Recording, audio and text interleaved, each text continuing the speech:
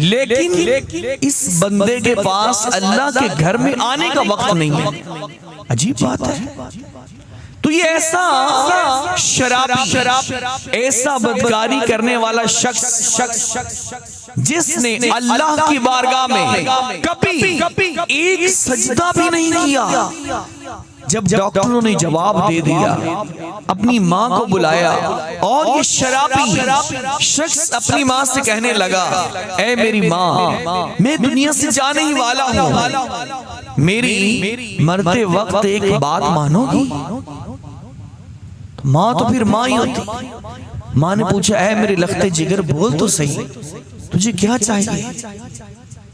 वो कहने लगा, मेरी सिर्फ एक तमन्ना है, मैंने दुनिया में बड़ी गुनाह कर लिए, बड़ी शराबें पी ली, बड़ी बदकारियां कर ली, अल्लाह की बड़ी नाफरमानी कर ली, लेकिन अब मैं दुनिया से जाने ही वाला हूँ। आप ऐसा करना कि जब मैं मर जाऊं, बल्कि अभी ये काम करें कि आप हसन बसरी जो अल्लाह के बहुत बड़े वली हैं, आपके पीरो मुर्शिद हैं, आप उनके पास जाएं और उनको जाकर ये पैगाम दें कि मेरा एक बेटा है, वो दुनिया से जाने ही वाला है, उसका आखिरी वक्त आ गया है और उसकी तमन्ना है कि आप उसकी नमाज जनाजा पढ़ा दें। जब हसन बसरी अल्लाह के वली मेरी नमाज जनाजा पढ़ा देंगे तो उनकी नमाज जनाजा पढ़ाने की बरकत से अल्लाह पाक मेरे सारे गुनाहों को बख्श देगा। तो आप जाकर मेरी सिफारिश करें और उनको कहें कि मेरी नमाज जनाजा हसन बसरी पढ़ा दें। वो माँ अपने घर से चलती है, हजरत हसन बसरी अल्लाह के वली जो उस खातून के पीरो मुर्शिद भी हैं, उनके पास चली जाती है और उनको जाकर पैगाम देती है कि ऐ हसन बसरी, ऐ मेरे पीरो मुर्शिद, मेरा एक बेटा है, वो दुनिया से जाने ही वाला है, उसका आखिरी वक्त आ चुका है और उसके दिल की एक तमन्ना है कि हसन बसरी अल्लाह पाक के नेक बंदे हैं, जब मैं मर जाऊं तो वो मेरी नमाज जनाजा पढ़ा दें। हो सकता है उनकी नमाज जनाजा पढ़ाने की बरकत से अल्लाह पाक मेरे सारे गुनाहों को बख्श दे, अल्लाह पाक मेरे लिए बख्शिश का परवाना जारी कर दे। तो आप मेरी जाकर सिफारिश कर दें। उस माँ ने जब हजरत हसन बसरी की खिदमत में ये अर्ज किया कि मेरे बेटे की तमन्ना है कि आप उसकी नमाज जनाजा पढ़ा दें, तो हजरत हसन बसरी ने फरमाया, ऐ खातून, तेरे बेटे ने कभी अल्लाह को एक सजदा भी नहीं किया, वो कभी मस्जिद में आया नहीं, लिहाजा मैंने उसकी नमाज जनाजा नहीं पढ़ानी।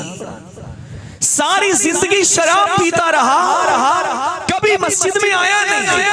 अब वो कहता है हसन बसरी मेरी नमाज जनाजा पढ़ाए, मैंने उसकी नमाज जनाजा नहीं पढ़ानी। हसन बसरी ने इनकार फरमा दिया। वो माँ अपना टूटा दिल लेकर वापस आई और जैसे अपने बेटे के पास आई और आकर कहने लगी, ऐ मेरे बेटे, मैंने तुझे बहुत समझाया था ना, छोड़ दे शराब पीना, मैंने तुझे बहुत समझाया था, ये पाप छोड़ दे, ये बदकारियां छोड़ दे, ये सारे गुनाहों को छोड़ दे। देख आज हसन बसरी अल्लाह के वली हैं, लेकिन उन्होंने तेरी नमाज जनाजा पढ़ाने से इनकार कर दिया है। वो फरमाते हैं तेरे बेटे ने कभी अल्लाह को एक सजदा भी नहीं किया, वो कभी अल्लाह की बारगाह में झुके नहीं हैं, उन्होंने कभी मस्जिद में आकर कुरान की तिलावत नहीं की, उनके नामे अमाल में तो कोई नेकी नहीं है, लिहाजा मैंने उनकी नमाज़ी जनाजा नहीं पढ़ानी। उन्होंने इनकार कर दिया है। जैसे ही इस नौजवान ने हजरत हसन बसरी की बात को सुना तो अपनी माँ से कहने लगे, ऐ मेरी माँ, गौर से सुनो मेरे प्यारे इस्लामी भाइयों, अपनी माँ से कहने लगे, ऐ मेरी माँ, जब मैं मर जाऊं ना तो मेरे गले के अंदर रस्सी डालकर पूरे मोहल्ले में घसीटना और एक सदा लगाना, जो अल्लाह का नाफरमान दुनिया से जाता है ना, उसके साथ ही सलूक किया जाता है। क्या मेरी ये वसीयत पर अमल करोगी? जैसे मैं मर जाऊं तो मेरे गले में रस्सी डालकर पूरे मोहल्ले का चक्कर लगाना, पूरे मोहल्ले में घसीटना, ताकि लोगों को इबरत मिले कि जो अल्लाह का नाम फरमान दुनिया से जाता है, जो शराबे पीता हुआ दुनिया से जाता है, उसके साथ यही सलूक किया जाता है। ये बात कहता हुआ वो नौजवान जमीन पर गिरा। जैसी जमीन पर गिरा तो फिर अपनी माँ से कहने लगा, ऐ मेरी माँ, एक और मेरी बात सुनो। कयामत के दिन अल्लाह पाक अगर मेरा फैसला थोड़ी देर के लिए मेरी माँ के सुपुर्द कर दे, यानी तेरे सुपुर्द कर दे कि तू इसे चाहे तो जन्नत में दाखिल कर दे, तू इसे चाहे तो जहन्नम में फेंक दे, तो बोल मेरी माँ, क्या तू मुझे जहन्नम में फेंकेगी या जन्नत में दाखिल करेगी? तो माँ कहने लगी, ऐ मेरे बेटे, अगर अल्लाह पाक एक लम्हे के लिए तेरा फैसला मेरे हवाले कर दे तो मैं तुझे फौरन जन्नत में दाखिल कर दूंगी। तो वो शख्स कहने लगा, ऐ मेरी माँ, फिर मेरा अल्लाह 70 माओं से ज्यादा मुझसे प्यार करता है, 70 माओं से ज्यादा मुझसे प्यार करता है, तो मुझे अपने अल्लाह की रहमत पर उम्मीद है कि अल्लाह पाक मेरी बख्शिश फरमाएगा। ये अल्फाज उस नौजवान ने कहे और देखते ही देखते अपनी माँ के सामने उसने अपनी जाने आफरीन के सुपुर्द कर दी और वो दुनिया से रुखसत हो गया। इधर इस नौजवान का इंतकाल हुआ और उधर दरवाजे पर दस्तक होती है। माँ बाहर जाती है, दरवाजे को खोलती है तो सामने अल्लाह के वली हसन बसरी खड़े हैं, वो दरवाजे पर खड़े हैं। तो माँ ने पूछा, आप कैसे तशरीफ लाए? तो हजरत हसन बसरी फरमाने लगे, जब मैंने जनाजा पढ़ाने से इनकार कर दिया ना तो गैब से आवाज आई, ए हसन बसरी, आपने मेरे एक दोस्त की नमाज जनाजा पढ़ाने से इनकार कर दिया। वो तो मेरे दोस्त हैं।